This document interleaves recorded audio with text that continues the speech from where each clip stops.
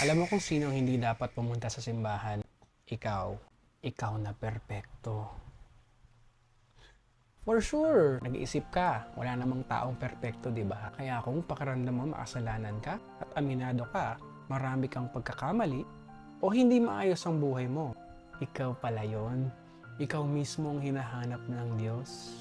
Minsan, iniisip ng mga tao na kailangan muna nilang ayusin ang buhay nila bago sila lumapit sa Diyos. Pero hindi ganun ang turo ng Bible.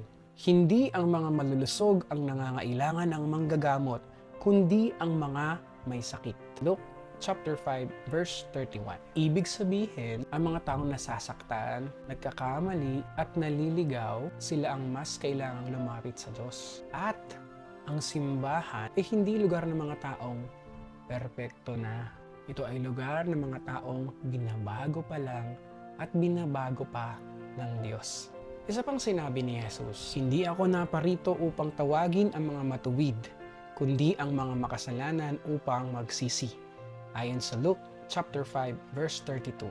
Gusto ko lang sabihin sa ito, yung mga taong nakikita mo sa simbahan, pastor, ministro, servants, mga manunugtog, our members, lahat sila tao lang din.